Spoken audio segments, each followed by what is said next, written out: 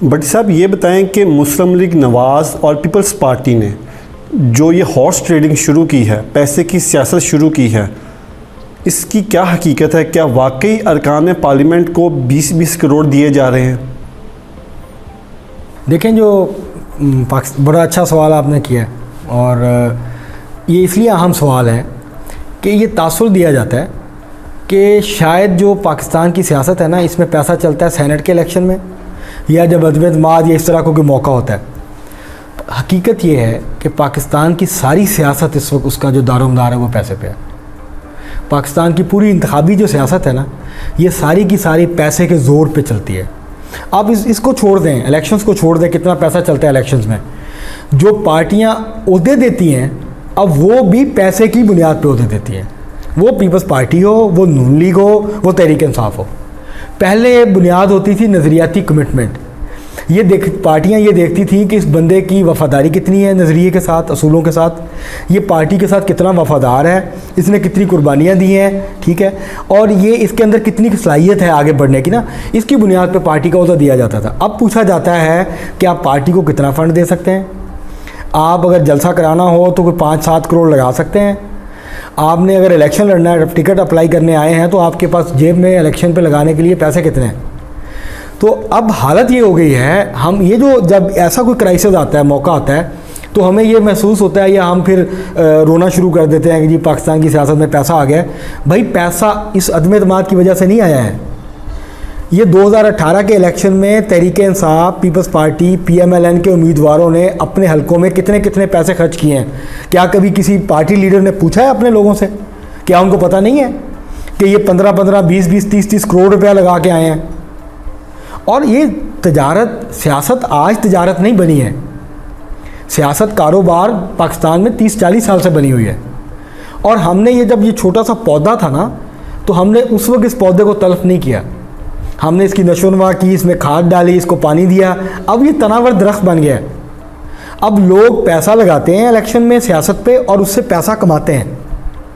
ये जो कहा जाता था ना सियासत इबादत है, वो नहीं रही, वो पुराना पिछला दौर था, वो कोई और अहद था जब लोग वाकया ही सियासत को इबादत समझ के करते थे, लोगों की खिदमत के लिए करते थे, अपनी जेबें भरने के लिए नहीं, सियासत नहीं करते थे। तो अब सूरत तब्दील हो गई है।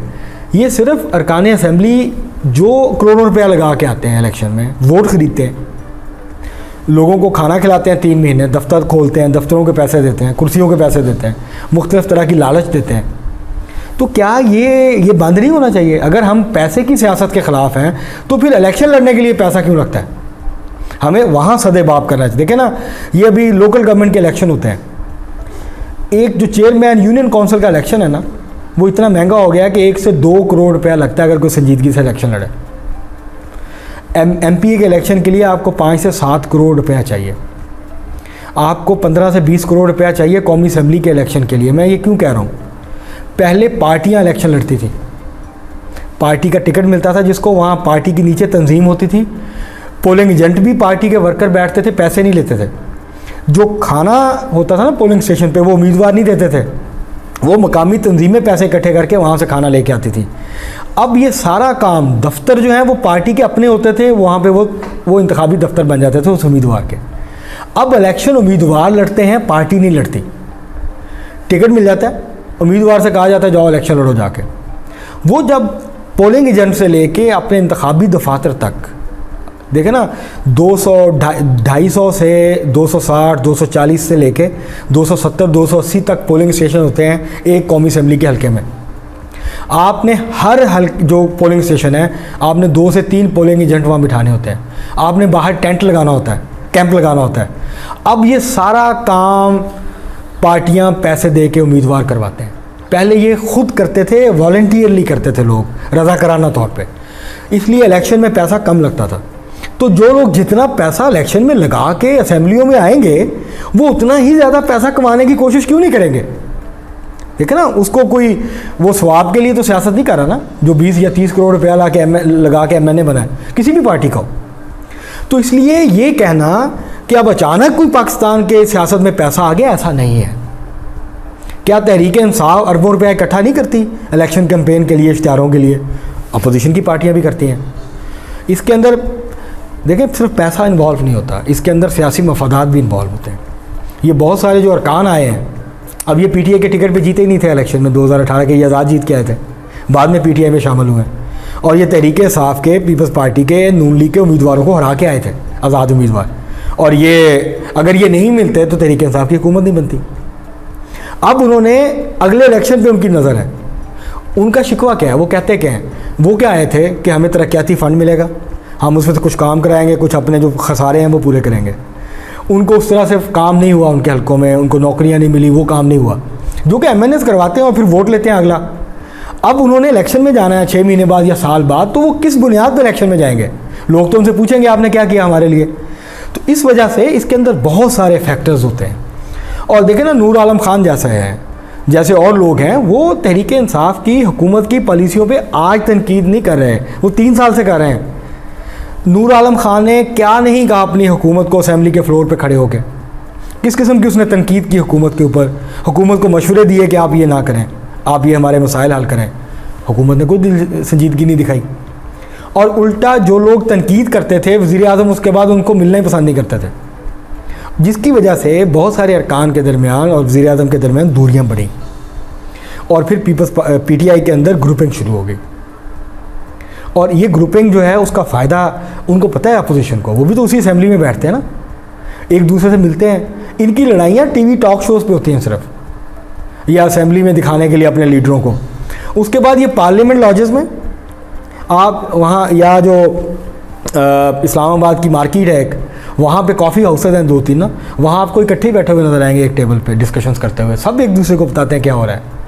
इसलिए सबको पता होता है किस पार्टी के अंदर क्या हो रहा है, कौन से मेंबर की क्या सोच है, क्या राय है। तो ये सब कुछ अचानक नहीं होता। हुकूमत को पता था कि हमारी पार्टी के बहुत सारे लोग हमारे कंट्रोल में नहीं है। अब पैसों का इल्ज़ाम उनको डिस्क्रेडिट करने के लिए लगाया जा रहा है। हो सकता है पैसे भी इन्वॉल्व भी हों, लेकिन जो अरकान कुरान पाक के ऊपर, सूरह यासीन के ऊपर खुदा को हाज़िर नाज़र जान के हलफ दे रहे हैं कि हमने पैसे नहीं लिए, तो बहैसियत मुसलमान ज़ाहिर है मैं तो यकीन करूँगा इस बात पर, अगर वो इतनी बड़ी कसम खाए हैं। वो मतलब देखें ना, अंदर क्या है उसके दिल में या दिमाग में, वो तो खुदा को पता है ना। मैं तो नहीं किसी के बारे में ये राय दे सकता कि इसके दिल में या दिमाग में क्या है, वो तो अल्लाह ने मुझे इख्तियार नहीं दिया है। तो जो मेरे पास इख्तियार नहीं है, मैं उसको उसकी बुनियाद पे कैसे कह सकता हूँ किसी को। लेकिन अगर कोई हलफ दे रहा है, वो कुरान पाक पे सूरह यासीन पे हाथ रख के कह रहा है कि मैंने पैसे नहीं लिए, तो मैं तो यकीन करूँगा कि उसने नहीं लिए। उसकी और वजूहात होंगी उसकी उधर जाने की। हो सकता है उसको मिनिस्ट्री का लालच दिया गया हो सकता है उसको टिकट का लालच दिया गया हो सकता है उसको किसी ओहदे का लालच दिया गया हो। सिर्फ पैसे ही तो सब कुछ नहीं ना होता। हम बात को घुमा फिरा के फिर ले आते हैं। मतलब तहरीक इंसाफ को ये बताना चाहिए कि जो 70 से 80 अरकान पीटीआई नून लीग से और पीपल्स पार्टी से टूट के आए थे 2018 के इलेक्शन से पहले, पीटीआई में शामिल हुए थे, क्या पीटीआई ने उनको पैसे दिए थे या पार्टी का टिकट दिया था? इस वक्त यही सूरत हाल तहरीक इंसाफ के उन अरकान की है। क्या पीटीआई की क़यादत को ये नहीं पता था कि ये इससे पहले कितनी पार्टियां तब्दील कर चुके हैं?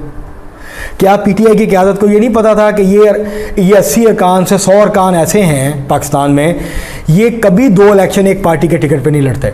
ये हर असेंबली की जब मुद्दत पूरी होने लगती है तो ये पार्टी बदल लेते हैं। जो पार्टी हार रही होती है उसको छोड़ देते हैं, जो पार्टी जीतने वाली होती है उसका टिकट लेके इलेक्शन लड़ते हैं या आज़ाद हो जाते हैं और फिर लोगों से वादा करते हैं कि देखें मैं आज़ाद लड़ रहा हूँ, आप मुझे जितवाएं, जिसकी हुकूमत बनी मैं उसके साथ जाऊँगा। तो ये सारी पार्टियों को पता है कि ये कौन लोग हैं, किस किस्म के लोग हैं और इनका ये काम है। इसके बावजूद तहरीक इंसाफ ने इनको टिकट दे के असेंबली में पहुँचाया, अब इनसे शिकवा कर रहे हैं। इससे पहले पीपल्स पार्टी और नून लीग ने इनको टिकट देके असेंबली में पहुंचाया था और इन्होंने पीपल्स पार्टी और नून लीग के साथ वही किया जो ये अब तहरीक इंसाफ के साथ कर रहे हैं।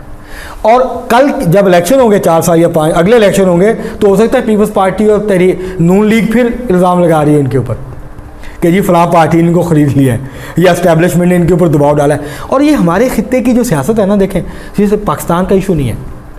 इंडिया में हमसे ज़्यादा वफादारियाँ तब्दील होती हैं इलेक्शन के मौके पर।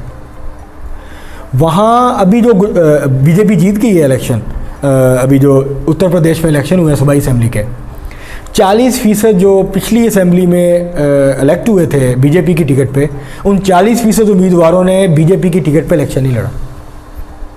वो मुख्तलिफ पार्टियों में शामिल हुए हैं। मुख्तलिफ पार्टियों के जो लोग थे पिछले इलेक्शन में उन्होंने बीजेपी ज्वाइन की। और इंडिया में हर वक्त सियासतदान पार्टियाँ तब्दील कर रहे होते हैं। वहाँ तो अपोजिशन का, वहाँ तो इस्टेब्लिशमेंट का कोई किरदार नहीं है सियासत में। वहाँ तो माशाल्लाह नहीं लगा कभी। तो ये सिर्फ इस्टेब्लिशमेंट को इसका ज़िम्मेदार ठहराना मेरे नज़दीक दुरुस्त नहीं है।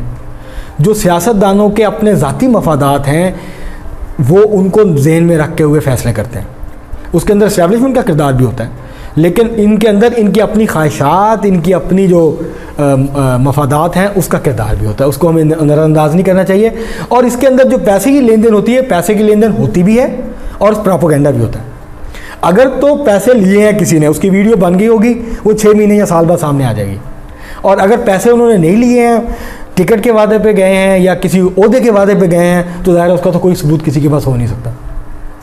पैसे लेने देने वाला मामला नहीं छुपता, जो देता है ना पैसे वो वीडियो बनाता है और वो आज नहीं तो कल सामने आएंगी। तो इसलिए हो सकता है कुछ ने लिए हो, लेकिन मैं नहीं समझता बहुत सारे लोगों ने पैसे लिए हो, अगर वो हलफ देने हैं कुरान पे कि हमने पैसे नहीं लिए।